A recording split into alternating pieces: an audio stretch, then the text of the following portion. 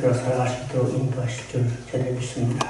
특별히 오늘 이 자리에서 또 다시 주님의 말씀을 듣도록 저희를 불러주시고 말씀을 들을 수 있도록 귀를 열어주시고 마음을 열어주시고 감사드립니다.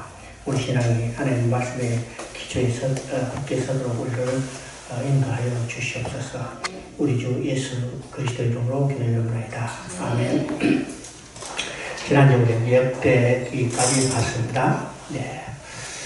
오늘 이제 에스라, 느헤미야, 에스더 이 세 책부터 시작해가지고 이제 성경을 계속 봐나갈 텐데요. 에스라, 느헤미야, 에스더서를 우리가 귀한 시대의 역사라고 합니다. 귀한 시대의 역사. 그리고 우리 이제 지난번까지 역대기를 봤는데 우리 이제 전체 여기까지 흘러온 것을 한번 봅니다. 아브라함을 통해서 하나님의 백성을 만드셨어요. 그죠? 그 다음에 모세를 통해서 애굽에서 그 백성을 건져내서 법을 주셨습니다. 그 다음에 여호수아를 통해서 가나안 땅을 점령하게 했어요. 이건 땅을 주신 거죠. 땅을 주신 거. 그러니까 백성을 주시고 법을 주시고 땅을 주셨으면 나라가 체제가 세워진 거죠. 그리고 누구를 통해서 다스리냐? 하나님이 친히 다스린 시대라고 했어요. 이게 사사시대라고 했죠. 그러면 사사시대는 어느 시대인가? 백성과 법과 땅이 있고 하나님이 친히 다스리는데 누구를 통해서 다스린다고 했어요? 레위를 통해서 다스린다고 했습니다. 그러니까 이스라엘 백성이 가나안 땅에 점령한 땅에 레위에게는 48개의 성읍을 줘서 그게 분산배치에 살게 했어요. 그래서 그 분산배치에 살고 있는 레위인들이 하나님 말씀을 그 백성에게 가르치고요. 그러면 레위인으로부터 말씀을 배우고 말씀을 듣게 되면 그 말씀대로 순종하면서 살면 뭐가 이루어져요? 하나님의 통치가 이루어지는 겁니다. 이것이 사사시대의 체제였어요. 근데 사사시대 우리가 이미 봤지만은 왕이 없으므로 백성이 각기 소견에 오를 대로 행하더라. 그래서 다시 타락하게 되죠. 그래서 하나님은 왕을 세워서 왕이 눈에 보이는 왕이 다스리는 왕정시대로 전환해 갈 겁니다. 그래서 사무엘서에서는 1차로 사무엘이 왕이 됐다가 그 다음에 하나님이 준비하신 다윗이 왕에 올라서 다스리는 시대가 됐어요. 그 다음에 이제 다윗 사슬 솔로몬이 다윗의 일을 이어받죠. 그럼 이제 우리가 다윗 아들 솔로몬이 왕위를 이어받은 시대부터 우리는 열왕기 시대, 열왕의 시대라고 합니다. 그러면 하나님은 한 왕을 내어서 하나님의 뜻대로 다스리는 메시아 왕국을 예표하기 원했는데 이 왕들은 어떻게 했어요? 오히려 타락했어요. 솔로몬으로부터 시작해서 이제 우상 숭배가 시작되고 결과적으로는 열왕기 전체 시대가 어느 시대인가? 하나님을 버리고 우상을 섬기고 하나님의 법을 지키지 않고 죄악이 행한 시대로 바뀌어버렸어요. 바뀌었죠? 그래서 결국은 그들이 우상을 소유하고 하나님의 법을 지키지 않고 악을 해왔기 때문에 하나님은 그들을 어떻게 해요? 징계하시는 겁니다. 징계하시죠. 징계하기 위해서 아수르와 바벨론을 들어서 하나님을 들어서 우상을 숭배하고 하나님의 법을 지키지 않은 그 백성들을 징계하는 거예요. 징계. 그 징계가 포로로 끌려가서 70년의 세월의 포로 생활입니다. 그러면 하나님은 포로로 끌려간 그들을 버려두지 않으시고 징계 기간이 끝나서 다시 돌아오게 하는 거예요. 이 돌아오게 된 역사를 우리가 포로 귀환 시대의 역사라고 합니다. 그래서 이 포로 귀환 시대의 역사를 에스라, 느헤미야에 기록되어 있어요. 물론 이제 에스더서가 있지만 에스더서는 역사의 시대 구분 속에는 들어가지 않습니다. 그래서 이제 우리 귀환 시대, 에스라 시대, 느헤미야 시대입니다.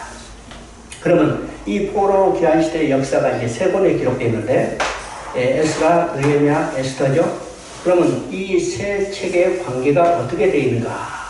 아까 얘기했지만 에스더서는 역사의 시대 구분 속에 들어가지 않는다고 했어요. 그러니까 지금 에스라와 느헤미야죠. 그러면 이스라엘 백성이 3차에 걸쳐서 귀환했어요. 3차에 걸쳐서 귀환하는데 이 3차에 걸쳐서 귀환한 역사가 1차 귀환, 2차 귀환의 역사가 에스라서에 기록되어 있어요. 그럼 에스더서는 어떤 기록인가? 1차 귀환과 2차 귀환 사이에 80년의 시차가 있습니다. 그죠? 80년에 시작했어요. 그럼 1차 기한은 주전 537년에 1차 기한이 시작됐어요. 그리고 이제 그 안에 성전을 건축하고 있다가 주전 540년 경에 2차 기한이 있었습니다. 그럼 그 시차가 몇 년이냐면 80년이요. 80년간에 아직 귀환하지 못하고 바사에 남아있는 유대인 사이에 일어났던 하나의 사건이 에스더서입니다. 있어요. 그리고 이제 2차 기한이 일어난 한 14년 후에 느헤미야에서 3차 기한이 이루어졌는데 그 3차 기한의 기록이 바로 느헤미야에서에 기록되어 있습니다. 이 세 책의 관계를 알아야 이제 세 책의 내용을 정확히 이해할 수 있습니다. 그럼 이제 우리가 에스라서, 느헤미야서, 에스더서를 우리 포로 귀환 이후의 역사라고 하는데, 그럼 이 포로 귀환의 역사를 우리가 의미가 무엇인가를 생각해 봅니다. 자, 우상을 숭배하고 하나님의 법을 지키고 악을 행하지 않고 하나님의 징계로 그들이 포로로 끌려갔어요. 근데 하나님은 귀환이 끝나자 다시 돌아오죠? 왜 그들을 돌아오게 할까? 자, 하나님의 백성이 이방의 침략을 받고 이방의 포로로 끌려갔다면 뭐예요? 누구의 이름이 모독받았어요? 하나님 이름과 하나님 영광이 훼손됐어요. 자기 백성의 범죄로 인해서 모독받은 하나님의 이름과 영광을 누가 회복할 것인가? 바로 하나님 자신이요. 그래서 포로로 끌려갔던 그 백성을 다시 돌아오는 겁니다. 이것이 귀환의 역사의 첫 번째 의미예요. 두 번째는 이제 하나님이 포로로 돌아오게 하는 것은 하나님 자신의 이름과 영광인데 그것은 근거가 뭐냐? 하나님의 언약의 신실성입니다. 언약의 신실성. 언약의 근거에서 다시 그들을 돌아오게 하는 것이 포로 귀환 이후의 역사로 우리가 보게 됩니다. 자, 에스라서를 한번 봅니다. 에스라서 1장 1절 한번 읽어봅니다. 에스라서 1장 1절 여러분 한번 찾아보세요. 바사왕 고레스 원전에 여호와께서 에레미야 입으로 하신 말씀을 이루려고 여호와께서 바사왕 고레스의 마음을 감동시키며 그가 온 나라에 공포도 하고 조소도 내려 이르되. 지금 이제 지난번에 이야기했지만은 에스라서 1장 1절 2절은 그 바로 앞에 나온 역대하 36장 22절 23절 내용하고 똑같아요. 그러면 역대하의 의미는 뭐라고 써요? 성전으로 시작해서 성전으로 끝나는 성전으로 감싸 있는 구조라고 했습니다. 유다가 바벨론에서 멸망받는 것으로 끝나지 않고 고레스의 조서를 통해서 다시 돌아가서 성전을 재건하는 명령으로 역대하를 마지막으로 끝내었죠. 이 의미는 지금 성전으로 끝나서 시작해서 성전으로 끝났기 때문에 하나님은 너희 함께 계시고 너희는 하나님 중심으로 살아야 한다는 것을 그들에게 강조하기 위해서 지금 역대하게 하는 그렇게 기록되어 있습니다. 그래서 역대기의 저자를 학자들은 이야기해요. 에스라다. 이 내용이 역대하 36장 22절 23절에 나와 있는 내용이 바로 에스라서 1장 1절 2절과 똑같기 때문이죠. 그럼 이 같은 저자가 이렇게 이야기합니다.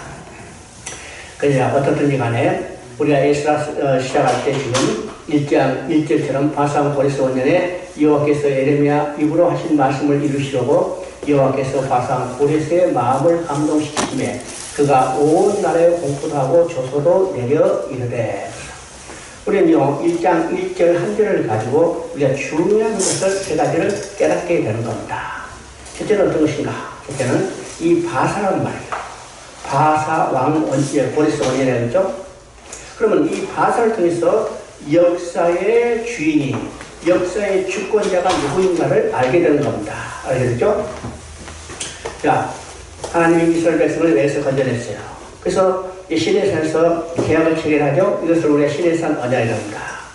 자, 출애굽기 19장 5절 6절에 보면 너희가 내 명령을 준행하면 너희는 내 소유가 되고 제사장 나라가 되며 거룩한 백성이 되리라.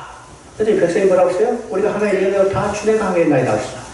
자, 준행하겠나이다 했으니까 이제는 언약이 체결됐죠? 그래서 이스라엘 백성은 하나님의 백성이 됐고 하나님은 이스라엘 백성의 하나님이 됐어요. 그러면 이스라엘 백성이 하나님의 백성이 됐기 때문에 그들이 누구만 섬기고 살아야 해요? 하나님만 섬기고 살아야 해요. 누구의 법을 지키고 살아야 해요?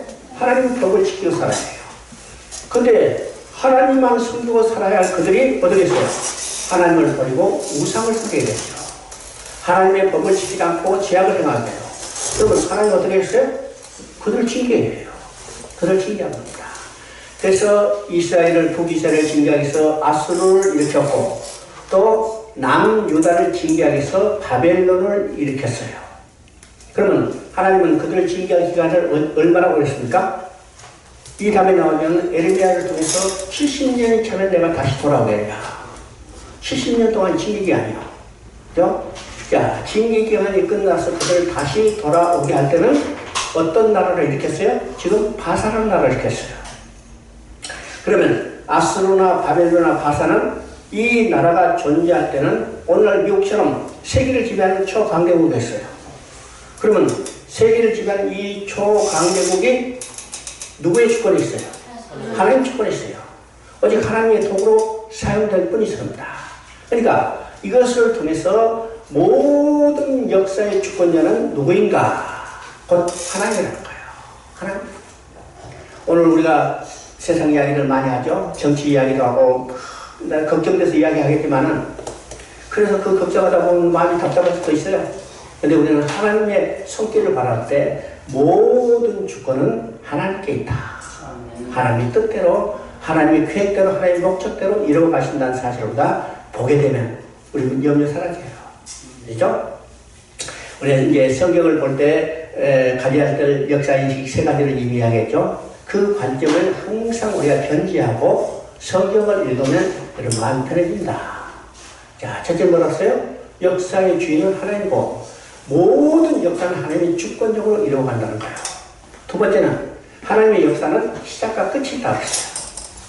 끝이 있다는 것은 도달할 목표가 있고 도달할 목표를 향해 서 일정한 방으로 진행해 가는 것이 우리 기독교 역사입니다. 그러면 이 도달할 목표는 시작할 때 단순한 목표가 아니고 더 향상된, 더 완전한, 더 성숙한 목표로 나아간다는 거예요. 세 번째는 하나님의 자신의 목적과 계획은 반드시 완성하시고 종결하시기 바랍니다. 다른 말은요, 하나님의 계획과 목적은 절대로 실패가 없다는 겁니다. 하나님이 자신의 계획을 중단하지 않고 변경하지 않고 포기하지 않고 반드시 완성하시고 끝내신다는 거죠. 끝내요. 그러니까 여기서 지금 이 바사라는 나라를 통해서 역사의 주인이 누굴까? 모든 역사의 주권자는 하나님이라는 사실을 우리가 보게 됩니다. 두 번째는 이 고레스라는 이름을 통해서 우리가 여기서 하나님의 계획이 뭐고 섭리가 무엇인가를 알게 되는 겁니다. 지금 이스라엘이 바벨론 포로로 끌려갔죠. 돌아오게 할 때는 누구를 일으켰는가? 바사라는 나라를 일으켰죠. 그리고 그 바사의 왕이 누구였냐면 고레스예요. 고레스죠? 고레스가 지금 통일 바사라는 나라를 세우고 자기가 이제 유화 정책을 펴기서 많은 나라를 다스릴 때 지금 이 자기 군대, 자기 힘으로만 다스리지 못하기 때문에 일정한 이 문화적, 종교적 이 자치권을 줬어요. 그래서 이제 그들 돌아오게 하는 겁니다. 유다 백성만 돌아온 게 아니라 포로로 끌려갔던 다른 나라들도 돌아오게 해요. 그래서 이제 우리 성경이기 때문에 이제 유다가 돌아온 것을 기록했는데, 자, 이제 고레스가 이제 집권하고 포로로 끌려갔던 백성들을 돌아가게 하는 겁니다. 돌아가게 하죠. 근데 지금 고레스는 야, 내가 좋은 일 하나 했다 이렇게 자랑하고 교만이 있을 수 있지만 이미 하나님은 고레스를 쓰시기로 계획하고 때가 되니까 그를 이 땅에 보내셨다는 거예요. 그러면 지금 여기서 고레스라고 이야기하지만 고레스가 이 일을 하게 될 때 하나님은 200년 전에 이미 고레스를 쓰시겠다고 말씀하셨어요. 그것이 이사야 44장 28절에 있습니다. 이사야 44장 28절을 한번 찾아보세요. 자, 찬송만 어느 분 큰 소리 한번 읽어봅니다. 고레스에 대하여는 이르기를 내 목자라 그가 나의 모든 기쁨을 성찰이라 하며 예루살렘에 대하여는 이르기를 중건되리라 하며 성전에 대하여는 내 기초가 놓여지리라 하는 자니라. 자, 그게 고레스라는 말이 이제 이름이 정확히 나오죠. 그리고 고레스에 해야 할 일이 무엇인지를 정확히 지금 말하고 있어요. 예루살렘이 중되는 거고 성전에 다시 재건되리라고 했어요. 그러면 이 이사야 48장 27절에 이사야 선지자를 통해서 예언한 때는 언젠가? 고레스가 태어나기 정확히 200년 전입니다. 200년 전이요. 고레스는 자기가 태어날 때 이름도 몰라. 어디 태어난지도 몰라. 날짜도 몰라. 그쵸? 무슨 일을 할지도 모르고 태어났지만은 하나님은 이미 고레스가 태어나기 200년 전에 하나님은 정확히 고레스를 통해서 하나님의 일을 성취해 나갔다고 이미 이사야 선지자를 통해서 예언했던 것입니다. 그 예언들은 지금 그대로 성취되는 것을 보게 되죠. 선생님입니다. 세 번째는 여기에 예레미야 입을 통해서 하신 말씀을 응하게 하려고. 그러면 여기서 예레미야 입을 통해서 하신 말씀은 어디에 나와 있는가? 이건 예레미야 29장 10절에 나왔습니다. 예레미야 29장 10절을 보면 내가 70년이 차면 너희를 돌아오게 하리라. 그래서 이스라엘 백성은 포로로 끌려간 지 정확히 70년 만에 돌아왔어요. 그러면 우리가 70년을 어떻게 계산할까? 아시죠? 이스라엘의 포로로 끌려갈 때는 한꺼번에 끌려간 게 아니고 세 번에 걸쳐서 포로에 끌려갔어요. 첫 번째는 606년입니다. 606년. 예, 바벨론이 이제 아수르를 멸망시키고 그 여서로 유다까지 침공하기 위해서 남진했는데 마치 그때 느부갓네살 아버지가 죽었어요. 그래서 아버지 장례 치르기 위해서 병력을 철수합니다. 철수하면서 이 포로로 끌려갈 때 그 포로로 끌려갈 때 대표적인 인물이 누구냐면 다니엘이에요. 그래서 다니엘은 1차 포로 때 끌려가는 사람입니다. 그때가 606년이요. 뭐 정확히 일일을 차있지만은 606년. 그리고 이제 2차는 598년입니다. 590년. 다시 침공했어요. 침공했죠? 자, 여호와김이라는 왕이 말을 안 들으니까 혼내주기 위해서 왔다가, 자, 그걸 폐위시키고 지금 여호와김을 세웠는데, 여호와김도 말을 안 듣게 시기를 세웠죠. 그래서 여호와김을 끌어가면 때가 어느 때냐면 598년 2차 침공 때입니다. 이 2차 침공 때, 우리 이제 열왕기 하 25장에서 시드기야가 포로로 끌려가는 모습을 봤죠? 그때 2차 침공이에요. 이게 시드기가 아니라, 그건 3차고, 그 전에 이제 여호와김과 에스겔이 2차 포로로 끌려갑니다. 그래서 에스겔은 2차 포로로 끌려가서 598년입니다. 그 다음에 이제 3차는 아까 얘기했지만 열왕기하 25장에 시드기야가 바벨론에서 멸망당하고 눈이 빠지고 쇠사슬에 묶여간 때가 3차 포로로 끌려갈 때, 그때는 완전히 멸망할 때입니다. 멸망할 때죠. 그러면 606년에 1차 포로로 끌려가는데 돌아올 때는 언제냐? 537년이요. 537년. 그러면 606년부터 537년은 몇 년이에요? 70년이에요. 70년. 이것이 예레미야 입을 통해서 하신 말씀. 70년이 차면 내가 너희를 돌아오게 하리라. 그러니까 정확히 예레미야 선지자를 통해서 예언은 그대로 성취됐죠? 성취됐습니다. 그럼 우리가 여기서 성경적 예언이 무엇인가를 정확히 이해해야 합니다. 자, 하나님은 고레스가 태어나기 200년 전에 고레스를 통해서 하나님이 일하시겠다고 정확히 예언하시고 그대로 성취됐죠? 또 예레미야 입을 통해서 내가 70년이 차면 돌아오려고 예언하고 정확히 70년이 차자 그대로 돌아가겠어요. 그러면 성경적 예언은 어떤 것일까요? 오늘 예언이라는 말이 너무나 기독교에서 혼란하는 상태에 있죠. 오늘 우리가 흔하게 이야기하는 예언들의 거의 대부분은 성경적 예언이 아니라 점치는 겁니다. 우리 잘 알아야 돼요. 점치는 거예요. 근데 성경적 예언은 어떤 것이요? 성경적 예언은 하나님이 선지자를 통해서 하나님이 하실 일을 미리 말씀하시고 그 예언은 누가 성취하냐면 하나님 자신이 성취해요. 예언자가 성취하는 게 아닙니다. 하나님 자신이 성취하기 때문에 성경적 예언은 반드시 성취되는 겁니다. 성경에서 가장 중요하고 가장 유명한 예언은 뭘까? 메시아를 보내주겠다는 약속이요. 성령을 보내겠다는 예언이요. 다 성취됐어요. 왜요? 하나님이 선지자를 통해서 수많은 선지자를 통해서 예언했던 것이 그래서 성취했죠? 또 하나의 예언이 있어요. 그는 예수님의 재림이요. 지금까지 모든 하나님의 예언이 성취했기 때문에 하나의 예언도 반드시 성취될 것을 우리는 확신합니다. 이것이 우리 신앙이에요. 신앙이죠? 자, 2장 62절 한번 읽어봅니다. 사람들이 계보 중에서 자기 이름을 찾아도 얻지 못함으로 그들을 부정하게 여겨 제사장의 직분을 행하지 못하게 하고. 자, 2장 보면 지금 돌아온 백성들, 보내서 귀하는 백성들의 조건을 쭉 정리하는데 그 중에 계보를 찾지 못하는 사람도 있고 계보를 찾지 못하기 때문에 제사장 역할을 감당하지 못하는 사람도 있다고 했습니다. 그럼 돌아온 백성들이 왜 계보를 정리할 때 계보를 찾지 못했을까? 왜일까요? 하나님의 약속을 믿지 못했기 때문이요. 하나님은 예레미야를 통해서 말씀하시죠. 70년이 차면 너희를 돌아오리라. 여러분, 이 약속을 믿었던 백성들은 포로로 끌려가서 그들은 어떻게 했을까요? 자, 어떤 사람이요? 포로로 끌려갔어요. 그 사람은 나이가 70이에요. 70에 포로로 끌려온 사람이 있었겠죠? 그러면 70년이 차면 몇 년이 돼야 해요? 140년. 140년 못 살아. 그죠? 야, 나는 내구나. 근데 그 사람이 그 아들하고 함께 포로로 끌려왔어요. 아들 나이 보니까 50. 그죠?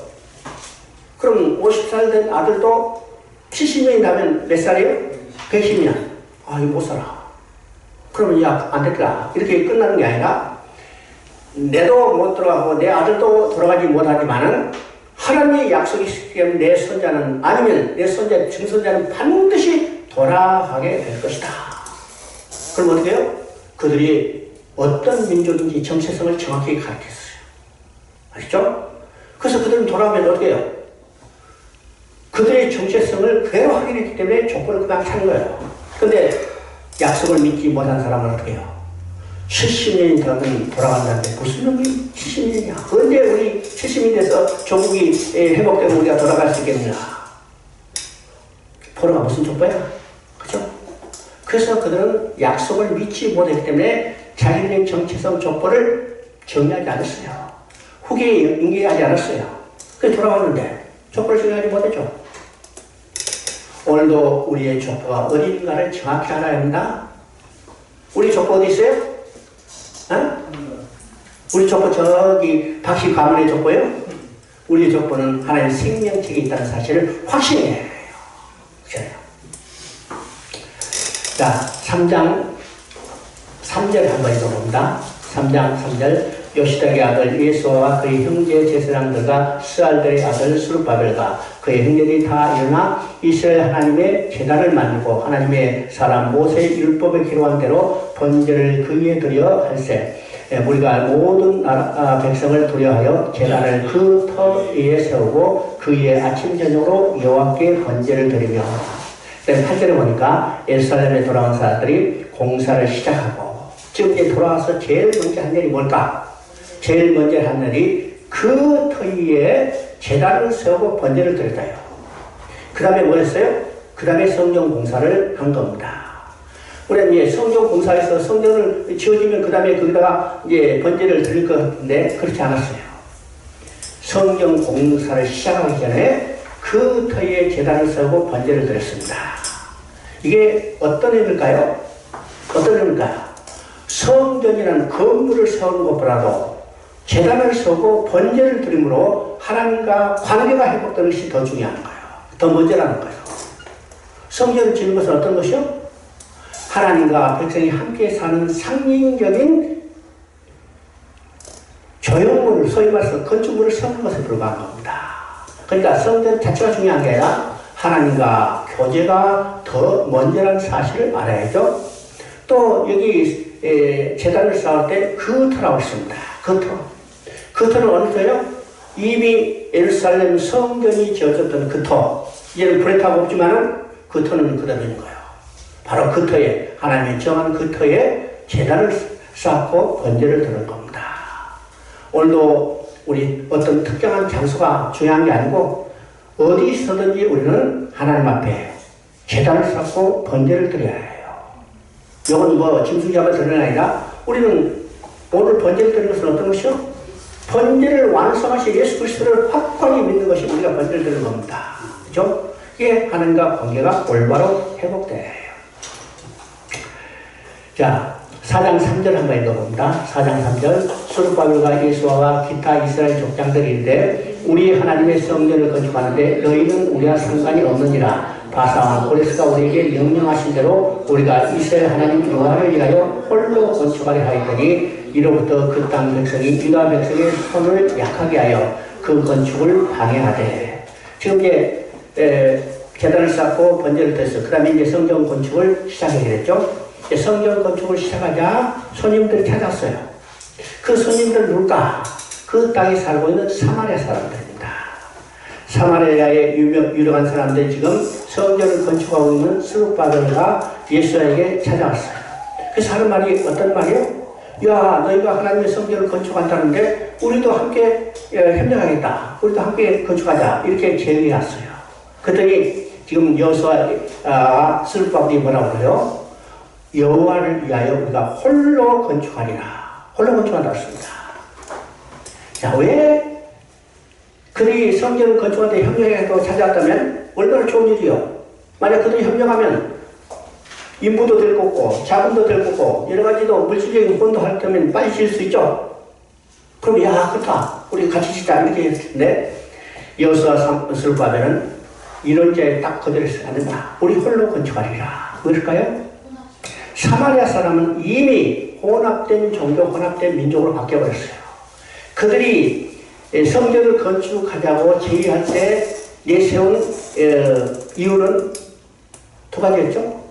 첫째는 우리도 원래는 이스라엘 12지파에 속했던 족속들이다.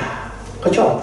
이 말은 맞는 말이에요. 왜요? 복시자는요, 여로보암이 10지파를 가지고 건설했던 나라예요. 그 수도가 사마리아였어요. 이게 사마리아죠? 그러니까 본래 그들도 이스라엘 12지파에 속했다는 말은 맞는 말이에요. 전혀 틀린 말은 아니었어요. 또 우리도 하나님을 섬기는 백성이다. 본래 그들이 이스라엘 12지파에 속했던 자들이 하나님을 섬기는 자들이었죠? 근데 왜 여호수아 스룹바벨이 이런 죄에 걸렸을까? 그들은 본래 이스라엘 12지파에 속았던 자들이라도 이제는 민족적으로 완전히 혼합된 사람들이에요. 자, 아수르가 이스라엘을 멸망시키고 어떤 정책을 폈어요? 이렇게 예언에서 나온다. 아수르에 있는 지역에 여러 사람을 옮겨와서 사마리아 지역에 살게 해서 그들을 완전히 민족적으로 혼합적을 만들어버렸어요. 또 그들이 가지고 있던 이 우상을 가져와서 하나님도 섬기고 우상도 섬기라. 종교적으로도 혼합적을 만들었어요. 그래서 유다 족속들은 어떤 족속이요? 지금 포로로 끌려갔지만 바벨론이라는 영광로에서 정금 같은 믿음으로 재련돼서 나왔어요. 그러면 이들이 정금 같은 믿음으로 재련돼서 나왔는데 다시 성전을 건축할 때 사마리아 사람과 함께 건축한다면 어떻게 돼요? 그들의 순수한 믿음이 다시 혼합돼 버려요.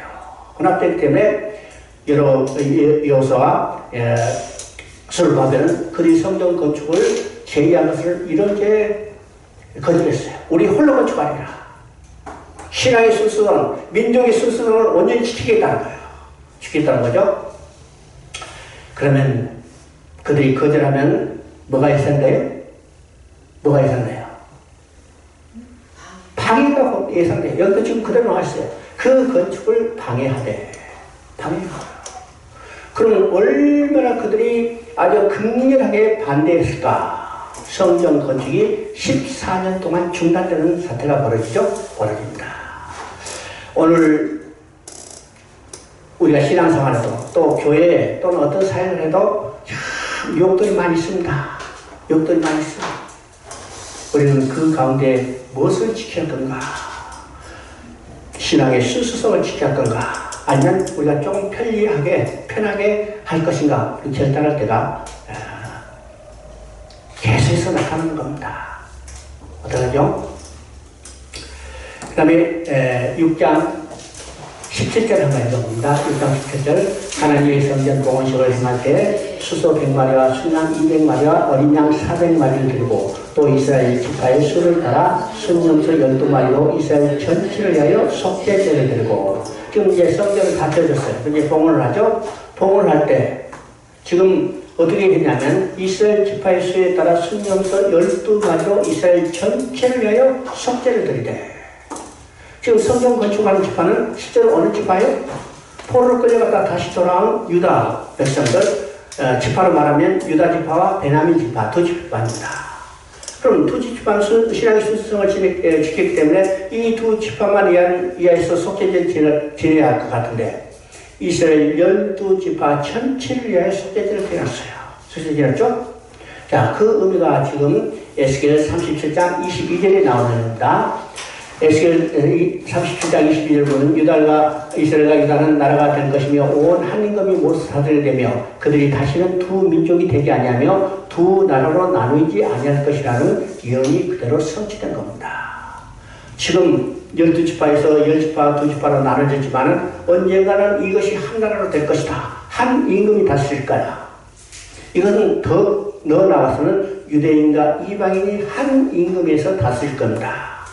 그때가 언제예요? 그때가 언제요? 메시아 왕국이 완성되고 도래하는 날. 한 임금이 다스릴 거죠? 오늘 교회는요, 이방인과 유대인과 하나가 되는 것을 모형적으로 보여주는 겁니다. 오늘 교회의 머리는 누구예요? 그리스도예요. 그리스도. 근데 아직 교회는 완성된 모습은 아니죠? 이것이 언제 완성될 건가? 예수님이 재림하고 예수님이 왕이 돼서 세수도 왕나라는 메시아 왕국에서 모든 민족 하나가 되는 또 한 왕이 다스리는 나라가 될 것을 보여준 겁니다.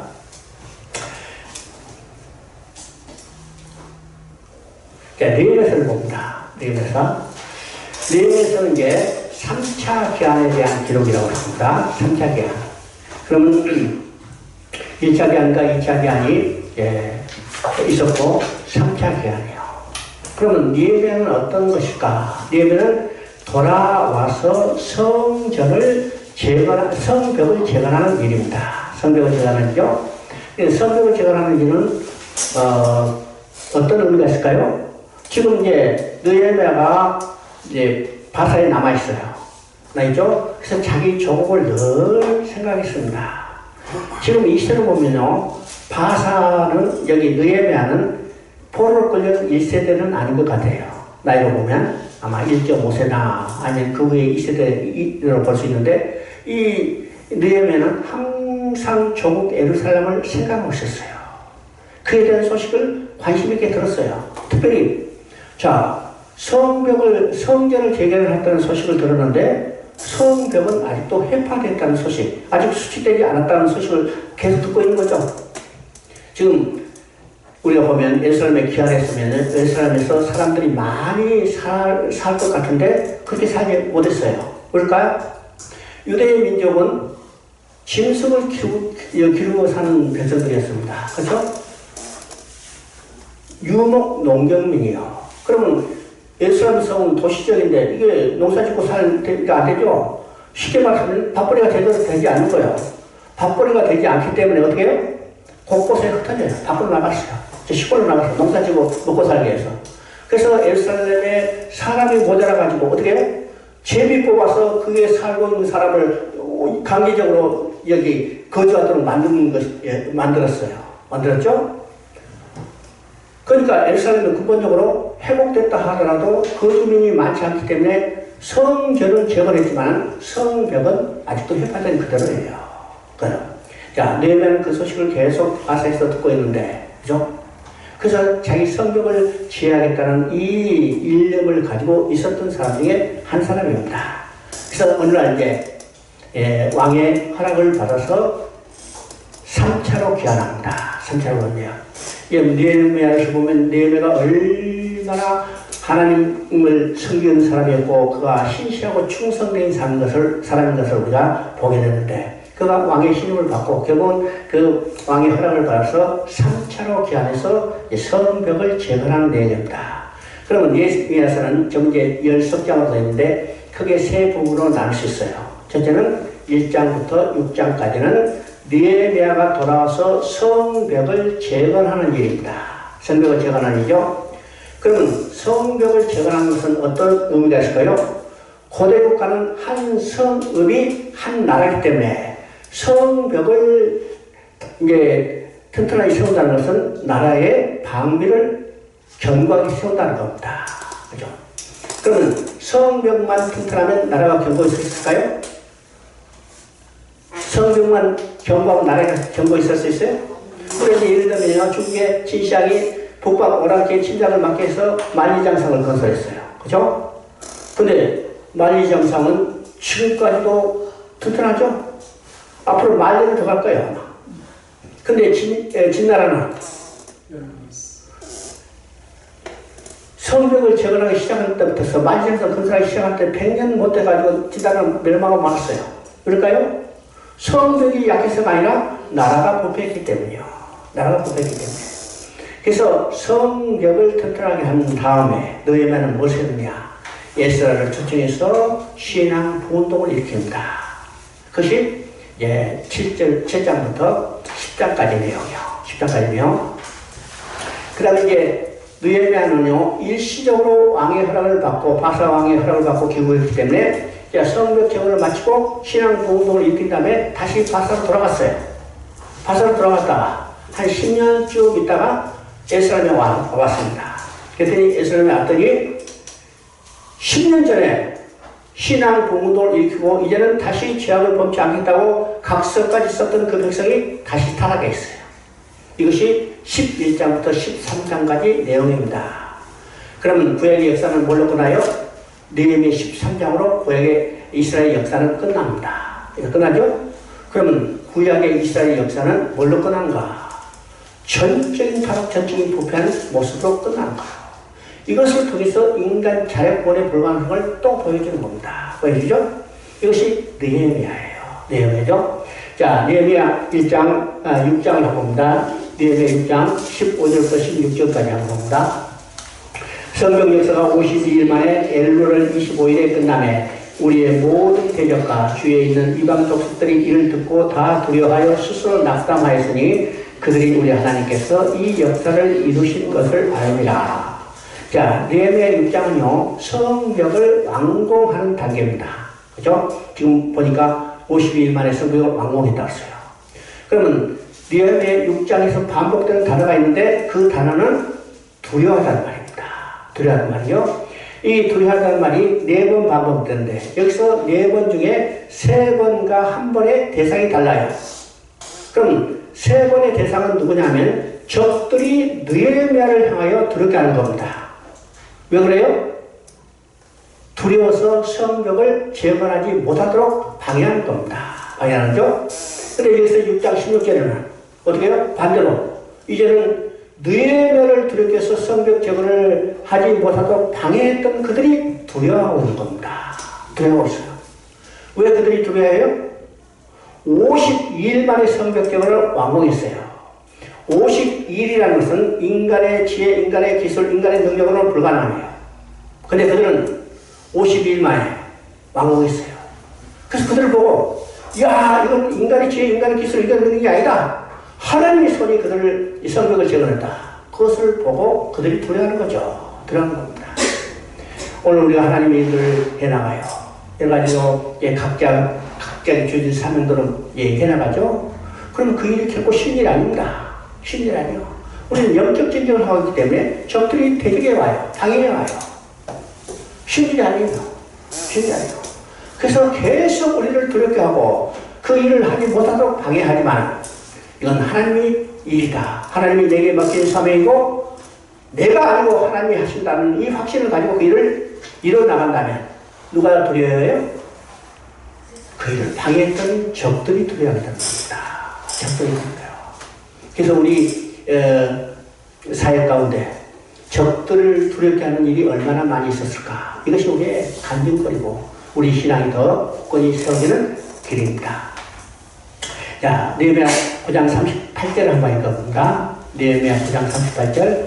우리가 이 모든 일로 말미암아 이제 견고한 언약을 세워 기록하고 우리의 방백들과 레위 사람들과 제사장들이 다 인봉하나이다 하였느니라. 자, 우리 이제 7장부터 10장까지는 에스라를 초청해서 그들에게 율법을 다시 교육시키고 하나님의 법과 윤례를 갖추고 죄를 범하지 않겠다고 회개하고 신앙 부운동을 일으키는 것이라고 했어요. 그래서 이제 9장 마지막에 자, 그들이 다시 죄악을 범하지 않겠다고 언약서를 쓰고 그 언약서에 인복까지 했다고 했습니다. 도장 찍었어요. 이 도장 찍은 것을 안 찍었다, 오늘같이 나 모르겠다, 기억 안 났다 이렇게 할 수 없어요. 왜일까요? 10장에 보면 도장 찍은 사람 이름 다 나와요. 다 나오죠? 이 정도로 철저히 신앙 운동을 일으켰습니다. 그리고 이제 느헤미야는 다시 바사로 돌아가서 10년쯤 있다가 돌아왔는데 11장부터는 다시 타락한 역사예요. 이것이 13장에 나타나죠. 13장 아주 대표적으로 우리가 몇 절만 읽어봅니다. 7절 읽어보면 엘리야십이 도비야를 위하여 하나님의 전돌에 방을 만든 악한 일을 하니라. 그러면 지금 엘리야십은 누구고 도비야는 누굴까? 엘리야십은 당시의 대제사장이요. 이 도비야는 성전 건설뿐만 아니라 성전 건축도 앞장서서 반대했던 사마리아 사람들이야. 그러니까 이 엘리야십이요 어떻게 해서 또 도비야를 자기 사이로 맞았어요. 이방인 대세는 이방인한 거와 마찬가지죠. 이 악을 행한 겁니다. 뿐만 아니라 지금 성전에다가 자기 사이가 거처할 것을 마련했어요. 이게 얼마나 악한 행위예요? 악한 행위입니다. 그 다음에 23절을 보면 내가 본적 유다 사람이 아스돗과 암몬과 모함 여인을 맞아 아내로 삼았는데, 자 10년 전에 이방 여자와 결혼했던 사람은 다 헤어지겠어요. 근데 10년이 못 가서 또다시 이방 여자하고 결혼한 것을 보게 되죠. 야, 이방 여자가 결혼하는 것은 지난번에 이야기했지만 근본적인 죄가 아닙니다. 우리가 이방 여자 결혼하면 죄를 생각할지 몰라도 이방 여자하고 결혼하는 자체는 죄가 아니에요. 근데 왜 하나님이 이방 여자 결혼하는 것을 금했을까? 그들이 마음을 돌려 그들이 섬기는 우상을 섬기게 될까봐 이방 여자 결혼하는 것을 금한 겁니다. 금한 거죠? 자, 그런데 이방 여자 또 결혼했어요. 또 악을 행한 거죠? 악을 행한 겁니다. 그러면 구약의 이스라엘 역사는 느헤미야 13장으로 끝나는데 느헤미야 13장의 역사가 다시 그 백성이 타락하고 부패한 것으로 끝나죠? 이것을 통해서 구약 이스라엘의 역사는 전적으로 부패한 전적으로 타락한 인간은 하나님 앞에 스스로 나아갈 수 자력권에 불과한 것을 보여주고 끝나고 있다는 겁니다. 그래, 이게 구약 역사예요. 역사죠. 그 다음에 우리 이제 에스더서를 봅니다. 에스더서는 이 역사의 시대 구분 속에 들어가지 않는다고 그랬죠. 아까도 이야기한 1차 교환과 2차 교환의 시차가 80년인데 이 80년 사이에 교환하지 못하고 바사에 남아있던 유대인 사회에 일어났던 하나의 사건, 이것이 에스더서입니다. 에스더서. 그럼 에스더서를 읽을 때 여러분 기억되는 성경 구절이 어떤 구절이에요? 죽으면 죽으리라. 다 그것만 기억해요. 우리 이제 어떤 성경 요절이 지금 매여가지고 거기서 벗어나지 못한 경우들이 많아요. 그래서 요절이라는 것을 여러분께 지금 크게 아주 중하게 생각을 들어봤습니다. 지금까지 그런 것이 이제 인간 중심적인 관점에서 요절을 다 쳤죠. 이제 대표적으로 지금 에스더의 요절하면 4장 16절에 에스더가 말했던 죽으면 죽으리라. 또 이제 요절 있죠. 학개서 2장 8절 은도 내 것이요 금도 내 것이요 다 주세요. 또 말라기서 3장 10절 말라기 3장 10절 뭐예요? 11조. 그런 것만 가지고 이렇게 이야기를 해요. 근데 이 에스더서는 요절이 4장 16절 죽으면 죽으리라 소리 아닙니다. 그보다 더 중요한 내용이 있어요. 그러면 우리가 에스더서를 살펴보기 전에 우리 머릿속에 정리할 성경 구절 하나가 있어요. 이 성경 구절 하나를 우리 머릿속에 다시 정리하면 에스더서 공부할 필요 없어. 다 끝났어요. 그죠? 어떤 성경 구절일까요? 어떤 성경 구절일까요? 이미 잘 아는 내용이죠. 창세기 3장 15절입니다. 창세기 3장 15절 여러분 머릿속에 암송해야 돼요.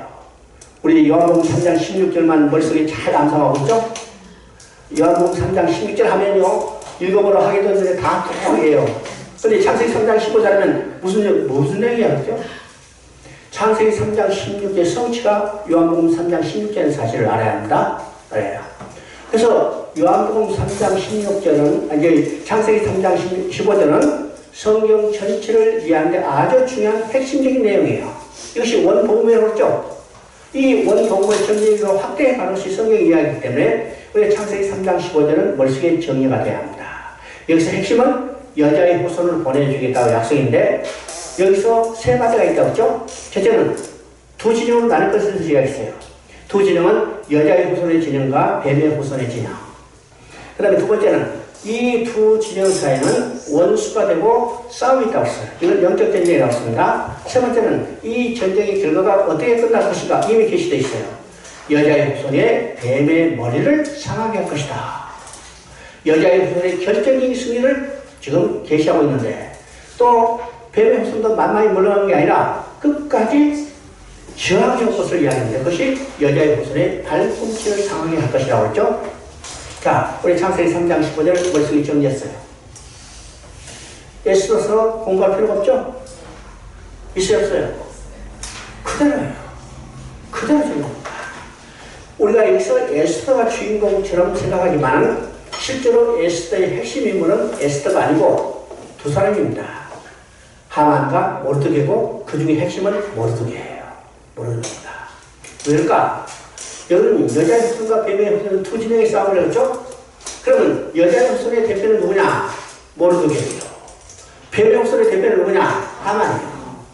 그러니까 모르드게가 하만, 유대인과 유대인의 대적의 싸움이에요. 싸움이죠? 결과는 어떻게 됐어요?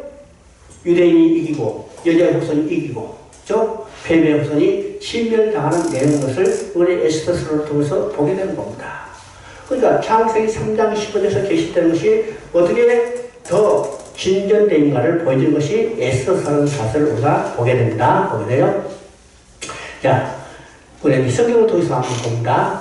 3장 6절 한번 읽어봅니다. 3장 6절. 그들이 모르드게의 민족을 하만에게 알림으로 하만이 모르드게만 죽이는 것이 부족하다 생각하고 아하스레야의 온 나라에 있는 유다인 곧 모르드게 민족을 다 멸하고 가느니라. 지금 모르드게는 누구를 대표해요? 유대인을 대표하는 겁니다. 유대인을 대표하죠. 그러면 하만은 어떤 사람입니까? 10절에 나오죠. 왕이 반지의 손을 빼어 유다인의 대적 곧 아각 사람 함무다다의 아들 하만에게 주며 그러면 아만은 누구냐? 유대인의 대적이라고 했어요. 그리고 돌아가서 아각 사람 함무다다의 아들이라고 했죠. 여기서 아각은 누굴까요? 아각. 자, 사무엘상 15장에 나오는 사울이 아말렉과 전쟁을 할 때 그 왕이 누구냐면 아각이에요. 아겠죠? 그러면 아각 사람이라니까 이 하만은 아각의 후손이고 곧 누구요? 아말렉 족속이에요. 아말렉 족속은 하나님을 대적한 가장 대표적인 족속 중에 하나죠. 출애굽기 17장에 이스라엘 백성이 애굽에서 나올 때 제일 처음에 대적했던 족속이 아말렉 족속이에요. 아말렉 족속. 그래서 성경은요, 하나님께서 계속해서 명령해요. 아말렉 족속은 철저히 진멸하라. 반대로 아말렉 족속이 반대로 유대인을 철저히 진멸하라고 그러죠. 이게 뱀의 후손과 여자의 후손의 싸움입니다. 자, 유대인의 대적 아각 사람 하만이 유대인을 진멸해서 왕으로부터 조서를 받아냈죠. 이것이 3장 13절입니다. 3장 13절 14절 보면 이에 그 조서를 10절에 맡겨 왕의 지방에 보내니 12째 달 곧 아달을 30일 하루 동안에 모든 유다인은 젊은이 어린이 여인들을 막론하고 죽이고 돌가고 진멸하고 또 재산을 탈취하러 가야 된다. 지금 하만이 유대인을 진멸해서 왕의 조서를 받아냈어요. 근데 이 조서 내용이 어떤 것입니까? 12월 13일 그 조서가 도착하면 12월 13일에 바사에 남아있는 유대인은 다 진멸해요. 근데 이 진멸의 내용이 얼마나 무서운가를 한번 생각해 봅니다. 여기 보세요. 유다인은 젊은이 어린이 여인을 막론하고 죽이는 것으로 끝이 않아. 도리가라고 있어요. 도리가는 것은요, 완전히 찢어 발견하는 겁니다. 옛날에 이제 한국에도, 육시라는 게 있죠. 찢어 발견한 거. 찢어 발견한 거 아니라 어떠세요? 진멸을 하는 거예요. 진멸을 흔적도 없이 없애버리는 겁니다. 요새 시체 유기한 사람들 많죠? 흔적도 없이 없애버리라고. 그 다음에 재산도 다 탈취하는 거예요. 이건 얼마나 철저히 유대를 없애버리기 위해서 지금 유대인의 대적 하만이 조서를 받아나가라고 본 거죠. 그러면 12월 13일 이 조서가 도착하면 바사에 남은 유대인들은 하나도 흔적도 없이 없어져요. 이 경각의 순간에 가장 유명한 신앙 고백은 무엇일까? 이런 생각을 합니다. 자, 4장 14절 한번 봅니다. 4장 14절. 이때 내가 만일 잠잠하여 말이 없으면 유다인은 다른 데로 말미암아 노임과 구원을 얻으리냐? 너와 내 아버지 집은 멸망하리라. 내가 왕의 자리를 얻은 것이 이때를 위함이 아닌가 누가 알겠느냐? 우리가 아까 얘기했지만요, 에스더서 하면 4장 6절에 에스더의 고백, 내가 죽으면 죽으리라. 이것이 유명한 것처럼 생각하지만 그보다 지금 4장 14절에 모르드게의 고백이에요. 자, 여기서 모르드게의 고백에서 가장 중요한 것은 어떤 것일까요? 유대인은 결코 진멸되지 않으라는 확신입니다. 그렇죠? 유대인은 결코 진멸되지 않으라. 다른 데로 말미암아 노임과 구원을 얻으리냐. 이것은 유대인은 결코 진멸되지 않는다는 확신입니다. 왜일까요? 왜 유대인은 결코 진멸되지 않아요? 유대인은 하나님의 약속의 백성이요. 또 그들과 하나님이 함께 계신다고 했어요. 그렇기 때문에 하나님의 약속의 백성이기 때문에 하나님이 그들에게 주신 약속을 지키기 위해서 하나님이 그들과 함께 그들을 지켜주시기 때문에 유대인은 어떤 상황에도 결코 진멸되지 않는다고요. 이것이 모르드게의 고백입니다. 고백이에요. 오늘 우리가 어떤 사람들이에요? 오늘 하나님의 약속이 우리에 있어요. 우리에게 있을 뿐만 아니라 우리가 하나님 선생님과 하나님 우리 함께 있어요. 우리는 세상에 우리를 넘어뜨리려고 많은 사람이 우리를 데리게 오지만 우리는 결코 넘어지지 않는 이 확신을 가져야 해요. 그렇죠? 자, 그리고 이제 모르드가 에스더에 가는 말입니다. 너와 내 집은 멸망하리라. 내가 왕의 자를 얻은 것이 이때를 위함이 아니니 누가 알겠느냐. 지금 과 소녀 에스더를 누가 왕위에 앉혔어요? 누가 왕위에 앉혔어요? 하나님이요. 왜요? 이때를 위해서요. 이때 하만이 유대인을 다 진멸하게 하는 이 순간을 위해서 하나님은 에스더를 준비해서 왕비에 완전했습니다. 근데 에스더가 그 사명을 감당하지 못한다면, 야, 에스더가 사명을 감당할 때 유대인이 다 진멸했다. 이렇게 모르드가 고백하고 있지 않다는 거예요. 다른 데로 말하면 노임과 구원을 얻지만은 내가 사명을 감당하지 못하는 너와 내 집은 어떻게 해요? 하나님께 버림받는다는 거예요. 버림받는다. 자, 이것이 이제 정신이 번뜩 들어서 26절에 내가 죽으면 죽으리라 이 사명을 감당하겠다. 오늘 하나님도 우리가 똑같은 사명을 주셨습니다. 그렇죠? 우리가 하여금 뭐 했어요? 뭐 했어? 우리가 하여금 복음을 증거했어. 죄와 허물로 죽었던 영혼들을 살리게 했어요. 우리가 그 사명을 감당하지 못한다면 하나님의 계획이 실패한 게 아니라 하나님은 다른 데로 말미암아 그 일을 이루시지만은 사명을 받은 우리는 버림받는 사실이에요. 버림받는 사실이죠? 자, 7장 10절을 봅니다. 7장 10절. 모르드게를 매달려고 한 나무에 하만을 달기 그가 그 노가 거치니라. 지금 하만이 모르드게를 달기 위해서 자기 집에 50규빗이나 되는 높은 장대를 만들었어요. 그런데 결과적으로 자기가 만드는 그 장대에 자기 자신이 달리는 거죠. 뱀의 후손이 머리를 상하게 할 것이다. 창세기 3장 15절부터 계시던 그 내용이 그대로 성취되는 것을 보게 됩니다. 보게 되죠. 자,